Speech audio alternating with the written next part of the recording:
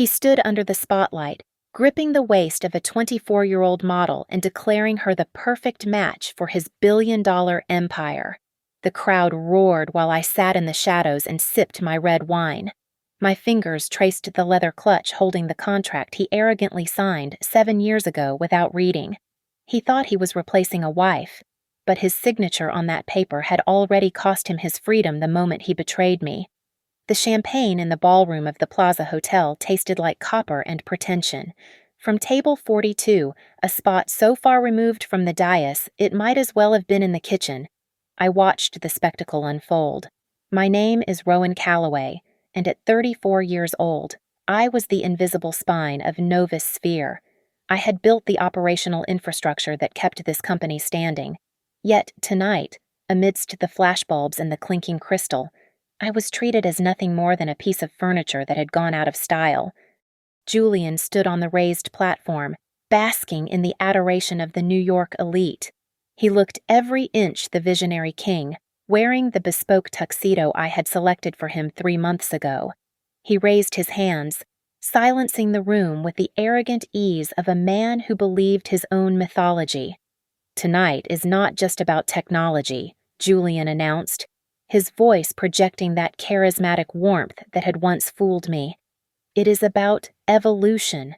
It is about shedding the old skin to reveal something vibrant and new." He turned toward the velvet curtains. "Please welcome the new creative director of Novus Sphere and the woman who has breathed new life into my vision, Sienna Vale."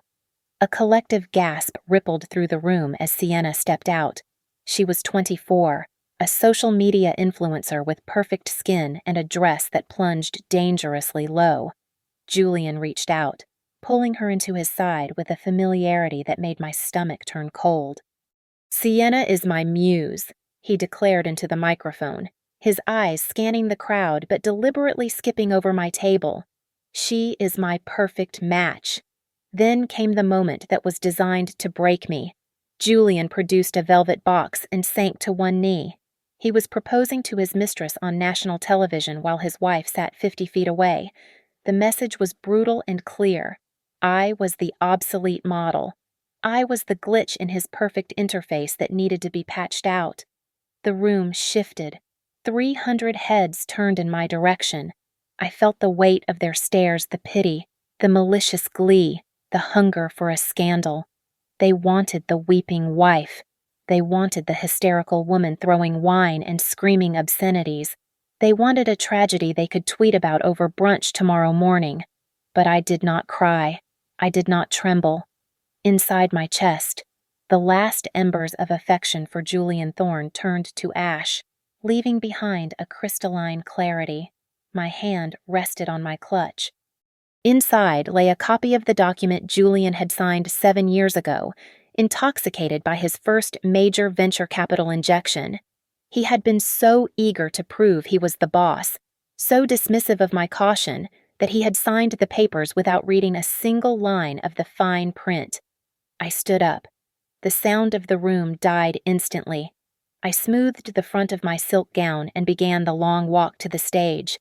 The silence was heavy, broken only by the rhythmic click of my heels on the marble floor. I saw panic flicker in Julian's eyes as I ascended the stairs. He stood up quickly, shielding Sienna, expecting a physical attack.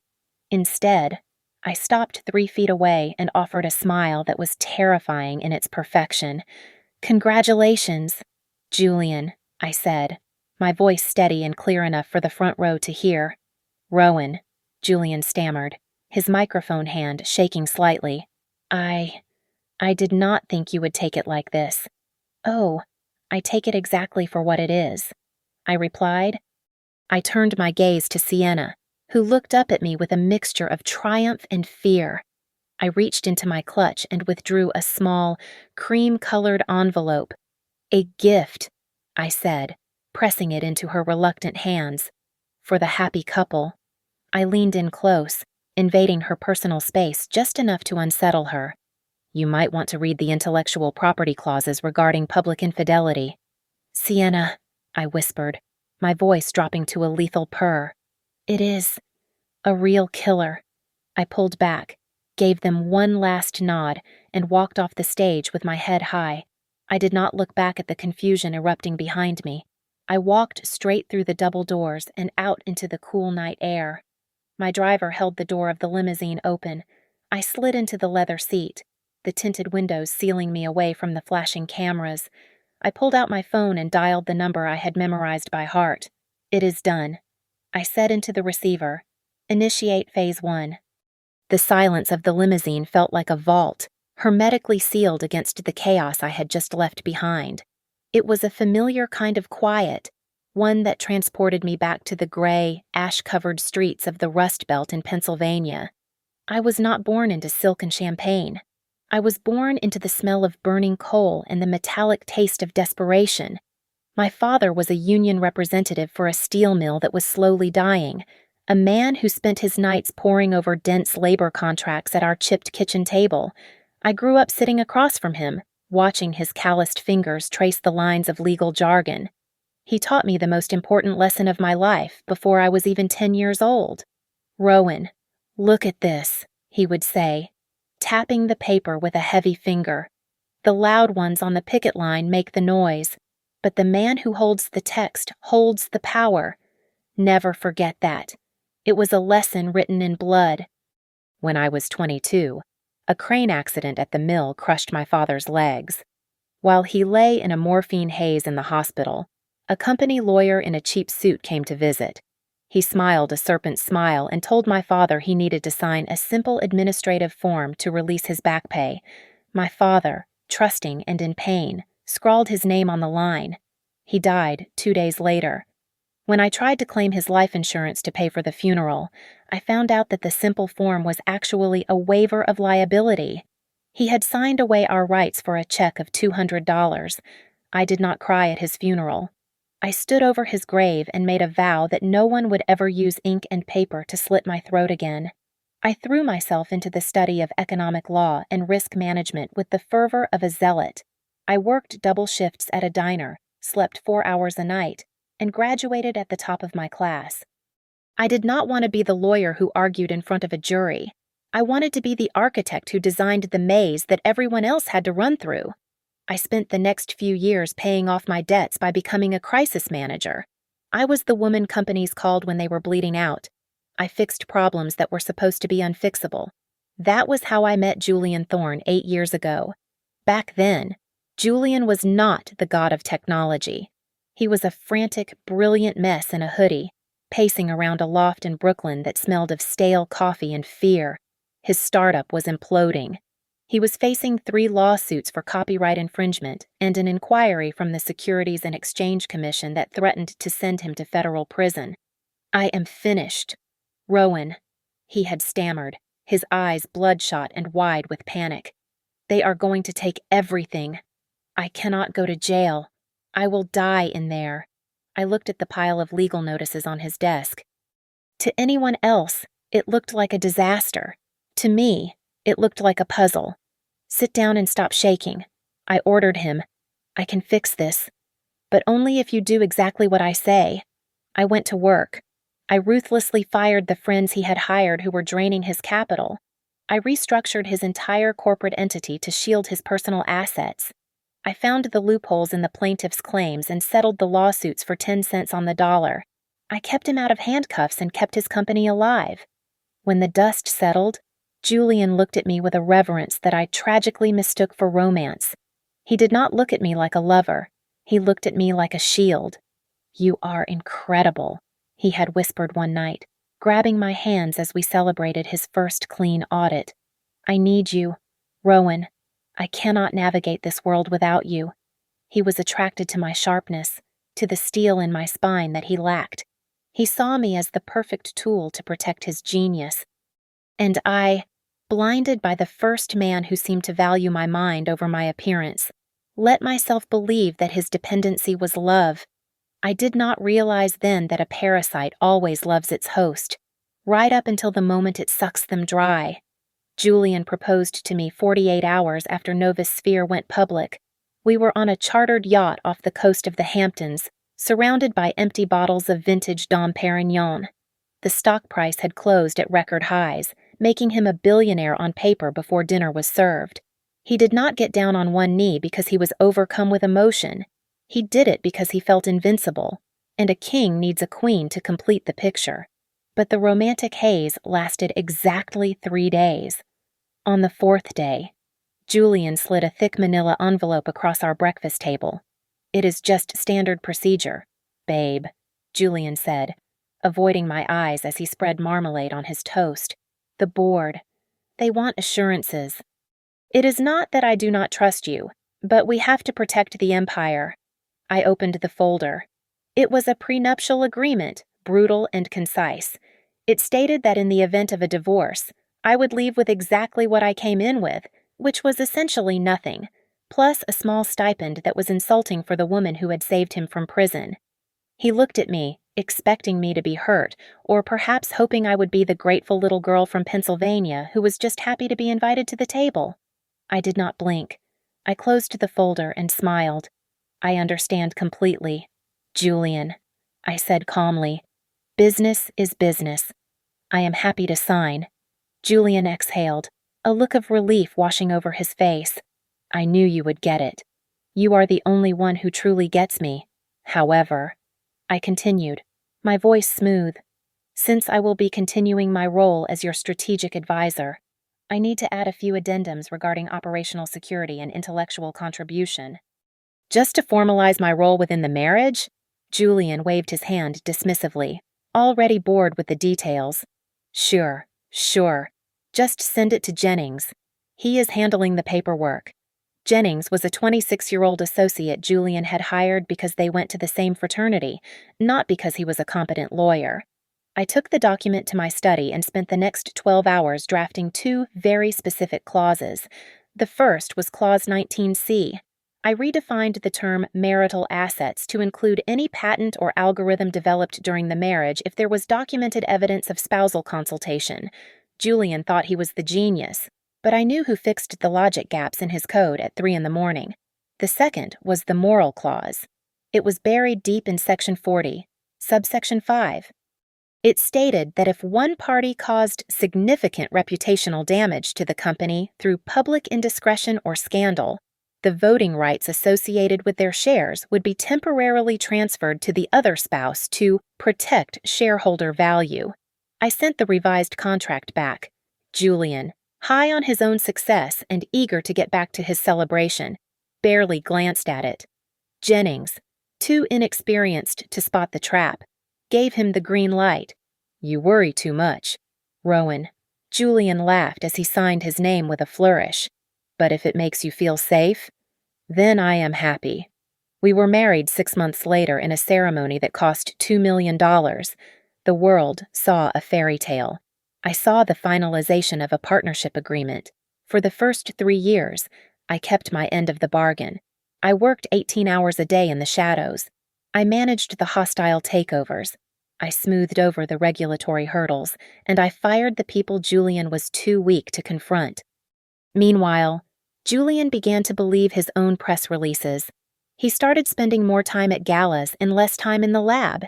He began to view me not as his partner, but as a buzzkill, a reminder of the hard work he wanted to pretend he had done alone. "You are always so serious, Rowan," he complained one night when I warned him about over-leveraging our assets. "You need to loosen up. I am the visionary here. Stop trying to drag me down to earth." He started pushing me out of the frame, cropping me out of photos, and leaving my name off the press briefings. He wanted to be the singular genius, the self-made god. He forgot that gods can fall, and he certainly forgot that the woman he was pushing into the dark was holding the flashlight he needed to see. The timeline of a disaster often begins with a single, unnoticed crack. For me, it started 3 months before the gala, on a rainy Tuesday night. I was reviewing the quarterly reports for a subsidiary called Vertex Solutions, a division Julian had insisted on managing himself to lighten my load. The numbers did not add up. There was a recurring consulting fee of $50,000 being paid out every week to a generic holding company that I did not recognize. At the same time, Sienna Vale had entered our orbit. Julian introduced her as a media consultant hired to modernize our brand. Suddenly, my husband, a man who used to wear the same gray hoodie for 3 days straight, was wearing bespoke Italian suits and smelling of expensive sandalwood. He was absent from dinner, absent from board meetings, and absent from our bed. A normal wife might have hired a private investigator to catch him in a hotel room. I was not a normal wife. I was the architect of the company's security protocols. One evening, while Julian was supposedly at a strategy retreat in Aspen, I sat down at his personal terminal in our home office. It took me exactly 10 minutes to bypass the biometric lock he thought was impenetrable. I did not look for texts or photos. I looked for the money. What I found turned my blood to ice. The emails were there, of course. Saccharine exchanges with Sienna about their future, about how she was his soulmate and I was the dead weight holding him back. But the real horror lay in the attachments. Julian was not just sleeping with her, he was systematically gutting Nova's sphere. He was using a network of shell companies to funnel millions of dollars from our corporate accounts into offshore trusts in the Cayman Islands. Then I found the folder labeled Operation Clean Slate. I clicked it open, my hand trembling slightly before I steadied it against the desk. It was a detailed exit strategy. Julian intended to classify the missing funds as unauthorized, risky investments made by the previous chief financial officer, me.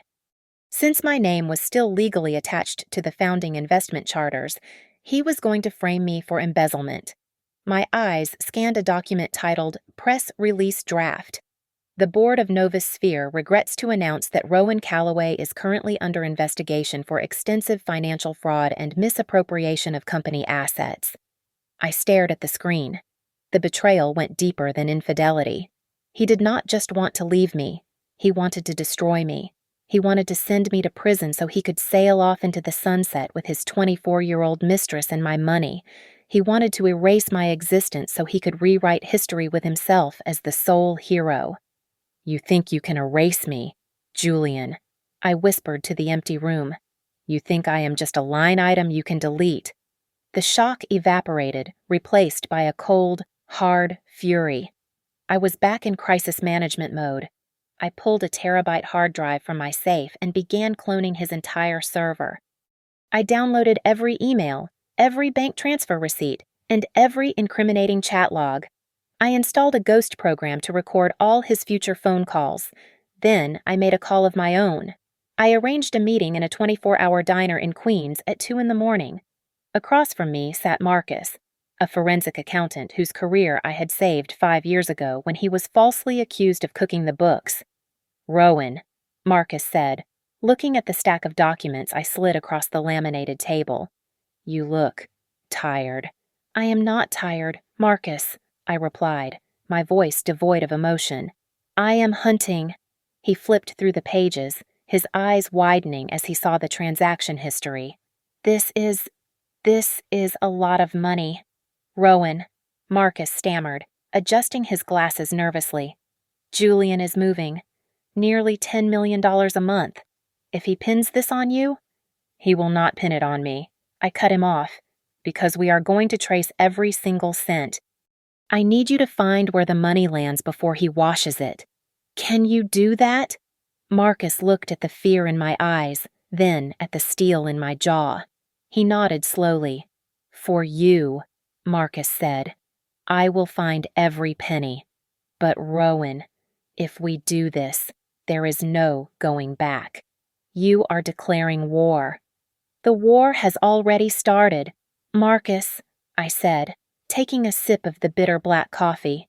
"Julian just does not know that he is fighting a ghost." The fallout from the gala was immediate and spectacular. By the time the sun rose over Manhattan, the tabloids were running headlines like "Billionaire's Love Triangle" and "The Ex-Wife's Revenge." Nova's Sphere stock wobbled, dropping 4% in pre-market trading as investors grew nervous about the stability of the CEO. At 10 in the morning, a courier arrived at my temporary apartment with a thick envelope from Julian's legal team. It was the divorce petition, accompanied by a non-disclosure agreement that was as insulting as it was restrictive. Julian was offering me a lump sum of $500,000, a fraction of what I was owed in exchange for my total silence, and an admission that our marriage had ended due to irreconcilable differences rather than his public adultery. I read the cover letter signed by Jennings. Rowan, this is the best offer you are going to get. The note read, "Do not fight this. You have no leverage." I tossed the letter onto the coffee table where Marcus was already setting up his monitors. To the outside world, I played the part of the devastated, scorned woman. I refused all media requests. I did not leave the apartment. I let the rumors swirl that I was suffering from a nervous breakdown. Let them think I am weak, I told Marcus as he typed furiously on his keyboard. It makes them careless. And they were incredibly careless. Sienna, drunk on her new status as the future Mrs. Thorne, began treating my life like her personal playground. Since I had moved out of the penthouse to avoid a scene, she had moved in. She started documenting her new life on Instagram for her 2 million followers. "Look at this," Marcus said, turning his laptop screen toward me. It was an Instagram story posted 2 hours ago. Sienna was posing in front of the antique mirror in my study, holding a glass of champagne. She had captioned it, "New Beginnings, New Empire," but she was so focused on her reflection that she had not noticed what was on the desk behind her. It was a stack of documents labeled Project X, Phase 3 Technical Specs. And right next to it was a printout of the confidential merger strategy Novasphere was negotiating with a rival firm. She just violated SEC regulations and the company's internal non-disclosure policy in a single selfie. I said, a cold smile touching my lips. Screenshot it, archive it, timestamp it. While Sienna was busy leaking corporate secrets for likes, Julian was busy assassinating my character. My contacts inside the company informed me that he was telling the board members I was mentally unstable. He claimed my appearance at the gala was a psychotic episode and that I was paranoid and delusional. She is not herself right now, Julian reportedly told the chairman of the board during a lunch meeting. I am trying to get her help, but she is making up wild stories about money to hurt me. He was trying to discredit me before I could open my mouth. It was a smart move, but I was faster. I spent the next 2 days compiling what I called the Black File. It contained 3 distinct sections. First, the forensic proof of Julian's embezzlement that Marcus had tracked through 6 different countries. Second, the evidence of his security breaches, starring Sienna's social media feed. And third, the original unadulterated prenuptial agreement with the ink still fresh on my memory. I decided to bypass Julian completely. I sent anonymous encrypted emails to the 3 largest shareholders of Novasphere. I did not send them the whole story. I just sent them a spreadsheet comparing Julian's personal jet fuel expenses with the R&D budget cuts he had forced through last quarter. The bait was taken. The shareholders started asking questions. The pressure was building. On Friday afternoon, I picked up the phone and called Jennings. Rowan Jennings answered, his voice dripping with condescension. "I assume you are calling to accept the deal. It is really for your own good. I am ready to sign," I said, making my voice sound thin and defeated. I want to get this over with, but I need closure.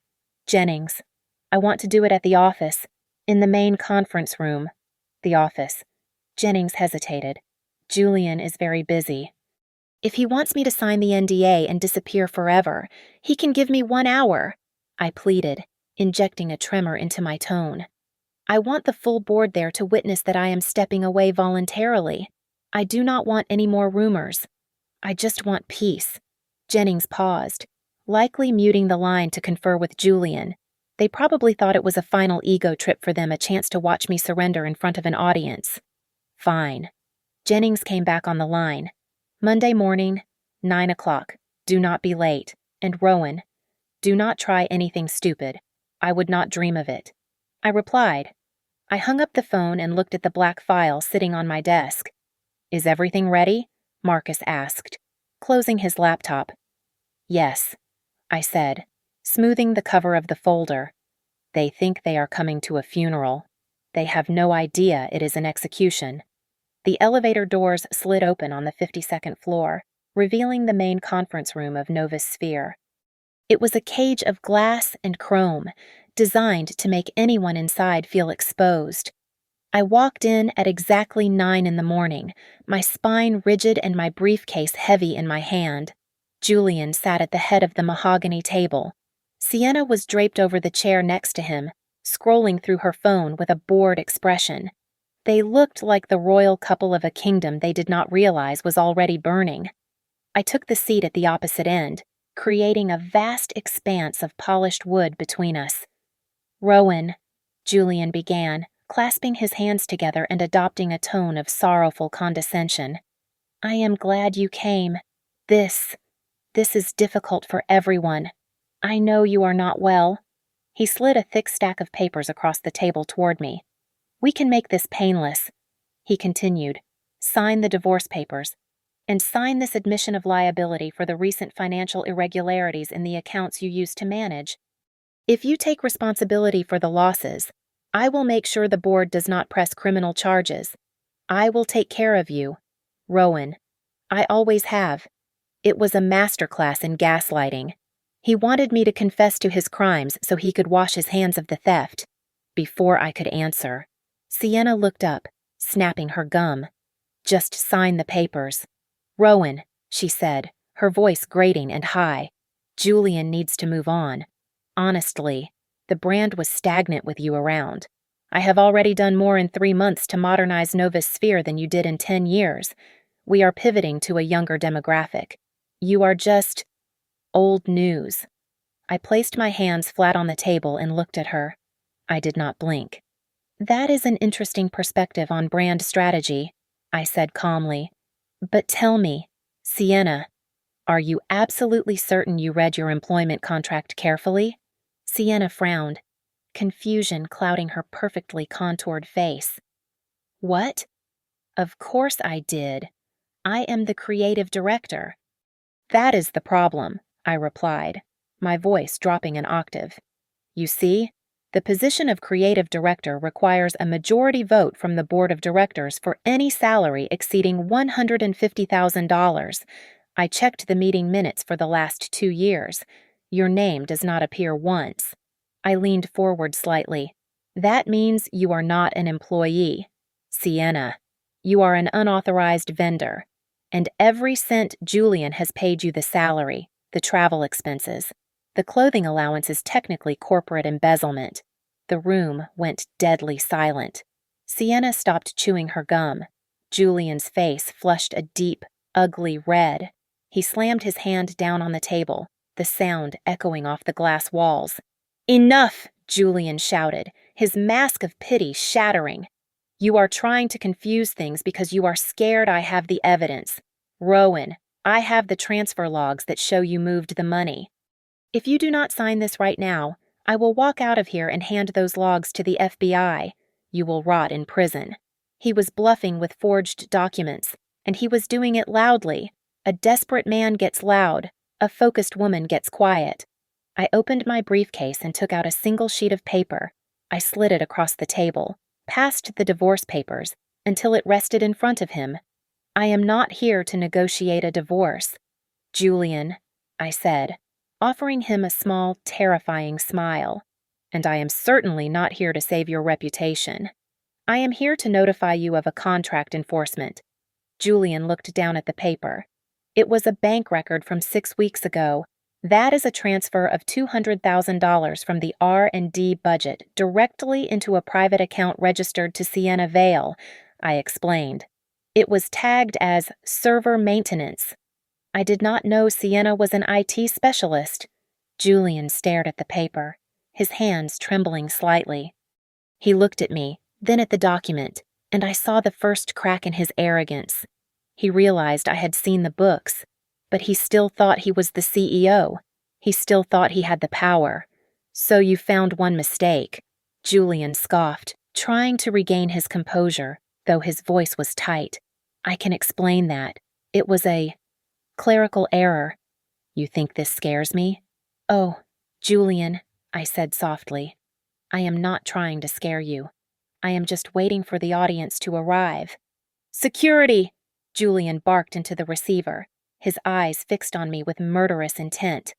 I want Rowan Calloway removed from the building immediately. She is trespassing and disturbing the— I would not finish that sentence if I were you, I interrupted, checking the Cartier watch on my wrist. According to Article 45 of the company bylaws, a shareholder holding more than 5% of the voting stock can trigger an emergency audit meeting if there is credible evidence of executive malfeasance. I triggered it 12 minutes ago. As if on cue, the massive screens lining the wall flickered to life. Faces of the board members appeared, pixels assembling into expressions of grim concern. The double doors opened, and Elias Vance, the chairman of the board, walked in. He looked from Julian to me, his face like granite. What is the meaning of this? Julian. Elias demanded. Rowan sent us a very disturbing file regarding the integrity of Project X. She is hysterical. Elias, Julian shouted, standing up and knocking his chair back. She is trying to sabotage the launch because I filed for divorce. Look at her. She is delusional. Sit down, Julian, I commanded. My voice was not loud, but it carried the weight of absolute authority. I turned to the screens. Gentlemen, for years you have been told that Julian is the architect of the Project X algorithm. You bought into the myth of the singular genius. The truth is, Julian has not written a line of functional code in 5 years. I tapped a key on my laptop, casting a new image onto the main screen. It was a side-by-side comparison. On the left, Julian's public patent filing. On the right, my original handwritten journals from 6 years ago, time-stamped and notarized. I wrote the core kernel, I stated flatly. Julian is just the face on the box. I am the product inside. That is a lie, Julian sputtered, sweat beading on his forehead. I dictated the logic to her. She was just taking notes. You cannot believe this. Sienna shifted in her chair, pulling her hand away from Julian's arm.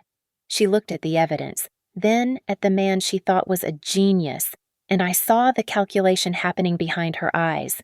She was backing a losing horse, and the realization was terrifying her. If authorship was the only issue, we could settle this quietly, I continued, relentless. But Julian needed cash to fund his new lifestyle. And since he could not legally withdraw more from the accounts without alerting the auditors, he decided to sell our most valuable asset. I dropped the second bombshell. 3 weeks ago, a data packet containing the private biometric data of 2 million Novasphere users was sold on the black market, I said. The payment was traced to a shell company in the Maldives. That company pays the rent on Sienna's new apartment. A collective gasp went through the virtual room. Elias Vance looked like he was about to have a stroke. You sold user data, Elias roared. Do you have any idea what you have done? The SEC will bury us. This is a federal crime. My phone buzzed on the table. And there it is, I said, glancing at the screen. The leak has hit the news wires. The stock just dropped 12% in 3 minutes. We are in free fall. Julian looked at the screens, at the plummeting red line of his net worth, and he snapped. He pointed a shaking finger at me, his eyes wide with panic. It was her, he screamed, his voice cracking. She is the CFO.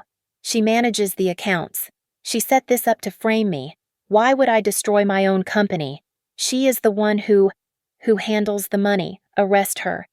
It was a pathetic, desperate lie, the kind a child tells when they are caught with their hand in the cookie jar. And it was exactly what I needed him to say. I waited for Julian's screaming to subside, letting his accusations hang in the air like smoke. He was panting, his face slick with sweat, looking at the board members on the screen as if begging for a lifeline, but their faces were stone. They were not looking at him, they were looking at me. I reached into my leather briefcase and pulled out the original document, the one with the coffee stain on the corner from the morning he signed it 7 years ago. The sound of the heavy paper hitting the glass table was the only noise in the room. You keep talking about ownership, Julian, I said, my voice cutting through the tension. But you really should have listened to my father. The man who holds the text holds the power. I flipped the document open to page 42, Clause 19C. I read aloud, enunciating every syllable.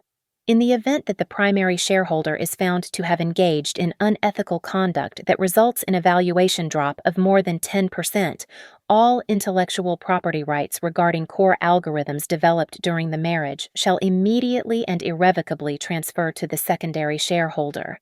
I looked up. Julian was blinking rapidly, trying to process the words. That is not enforceable, he stammered.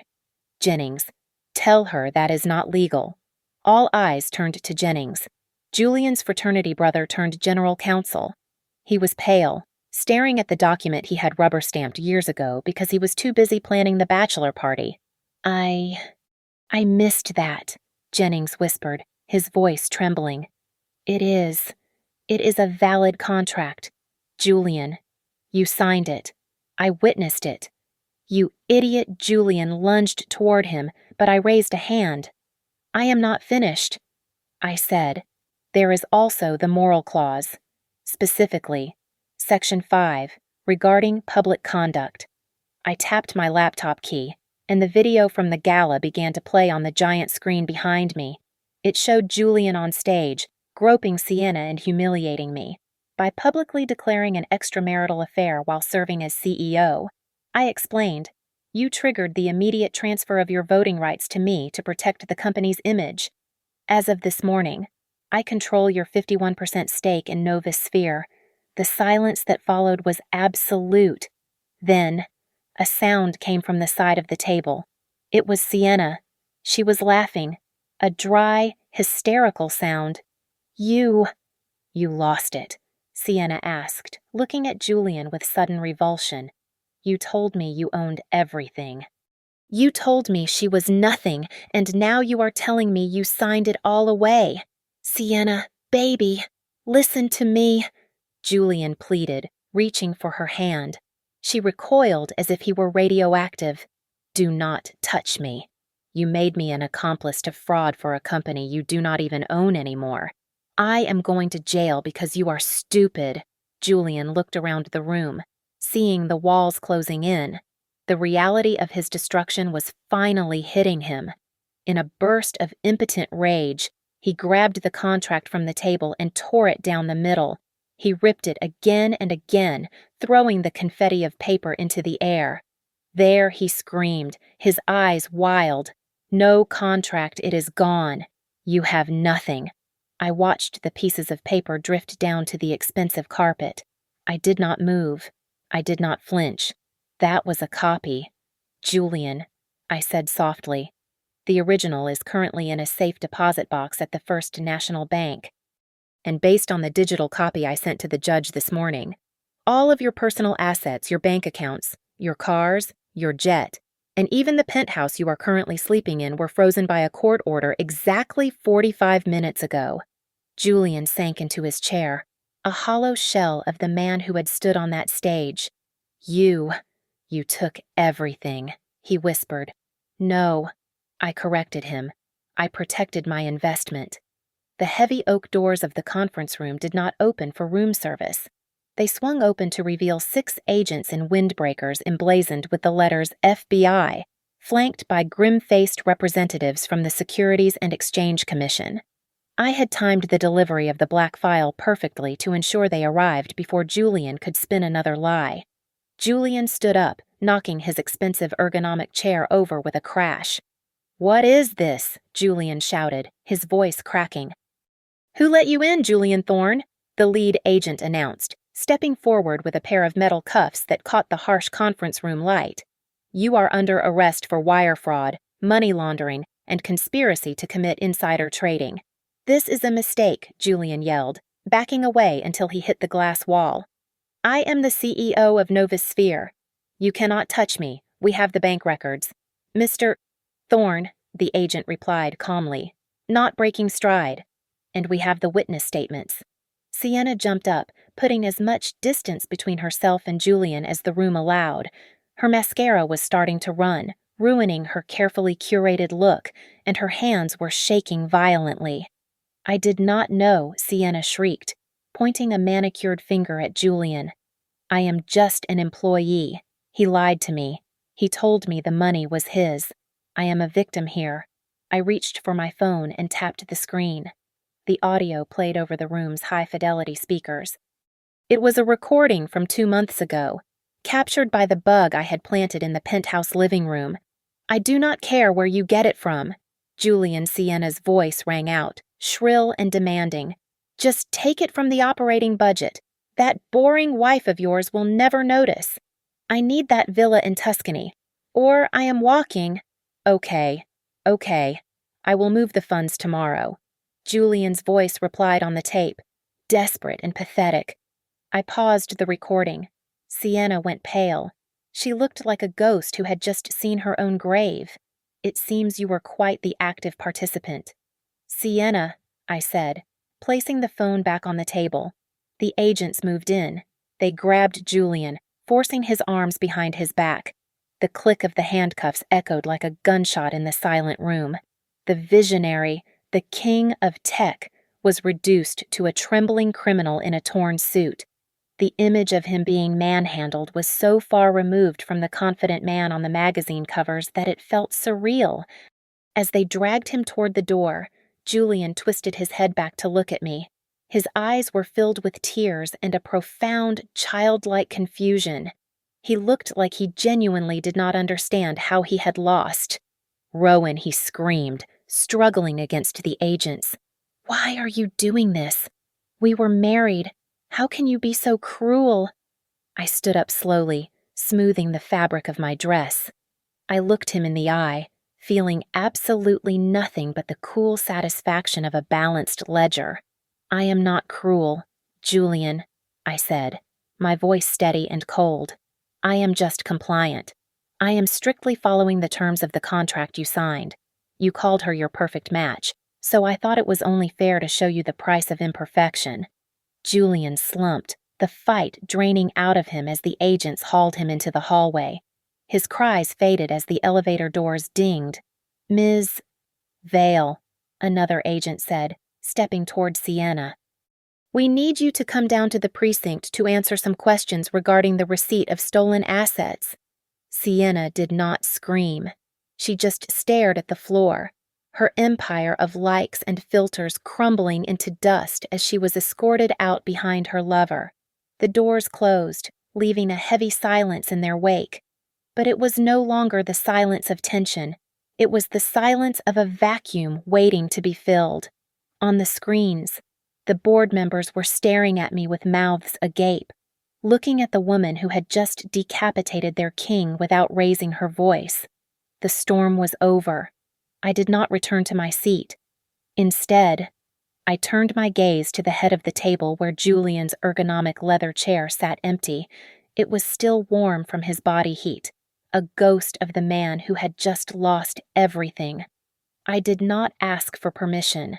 I walked the length of the table, the sound of my heels echoing on the marble floor, and sat down in the chairman's seat. I placed my hands on the armrests and looked out at the faces on the screen and the terrified men in the room. These were the same men who had ignored me at the gala, who had laughed at Julian's jokes while he humiliated me, and who had questioned my sanity only an hour ago. Now, they looked at me like drowning sailors looking at a lighthouse. We are ruined, Elias Vance whispered, his face pale on the high-definition monitor. The stock is in free fall. The SEC is involved. Rowan, what do we do? I reached into my briefcase one last time and pulled out a thick, bound document. I slid it to the center of the table. This is the Novus Sphere restructuring plan, I announced, my voice calm and authoritative. Effective immediately. We are liquidating the media division. We are selling the lifestyle brand assets. We are stripping this company down to the studs and focusing entirely on the Project X algorithm, which I legally own and am willing to license back to the corporation exclusively. I looked around the room, meeting every gaze. These are my terms. I continued. Full operational control, a complete audit of the board, and the immediate resignation of anyone who facilitated Julian's embezzlement. There was no debate. There were no negotiations. Heads nodded in unison. They knew that without my algorithm and my silence regarding their negligence, the company would be bankrupt by morning. They signed the resolutions I had already prepared, their pens scratching frantically against the paper. I spent the next hour signing termination letters. I fired Julian's entire executive team. I fired the PR firm that had drafted the press release about my mental health. I fired Sienna's assistants. It was a surgical removal of the cancer that had been killing the company. When I finally walked out of the skyscraper, night had fallen over New York City. The air was crisp and cold. A horde of reporters and paparazzi had gathered at the entrance, tipped off by the police presence. Microphones were shoved in my face, and questions about Julian's arrest and Sienna's involvement flew at me like shrapnel. I did not speak. I did not stop. I put on my dark sunglasses, shielding my eyes from the blinding flashbulbs, and moved through the crowd with the help of my security detail. I slid into the back of my waiting car, the door shutting out the noise of the world. As the car pulled away from the curb, I looked out the window, high above Times Square. A crew of workers was already stripping the massive billboard that had displayed Julian and Sienna's faces. The poster ripped down the middle, separating their perfect smiles and leaving only the steel scaffolding behind. My phone vibrated in my lap. It was a secure notification from the Cayman National Bank. Transaction complete. Funds released. I looked at the number. $150 million. It was the liquidation settlement from the moral clause, plus the penalty fees for the breach of contract. It was enough money to build a new world. A smile touched my lips. It was not the polite, frozen smile I had worn for 7 years to hide my pain. It was a smile that reached my eyes. It was the smile of a woman who had walked through fire and come out holding the match. Where to? Ms. Calloway, the driver asked, catching my eye in the rearview mirror. I looked at the city lights blurring past us, a kaleidoscope of opportunities. To the airport, I replied. I have a plane to catch. I have my own empire to build. Thank you so much for listening to my story. I would love to know where you are tuning in from, so please drop a comment below and share your thoughts on Julian's fate. If you enjoyed this story, please make sure to subscribe to the Lily Revenge Stories channel, like this video, and smash that hype button so this story can reach even more people.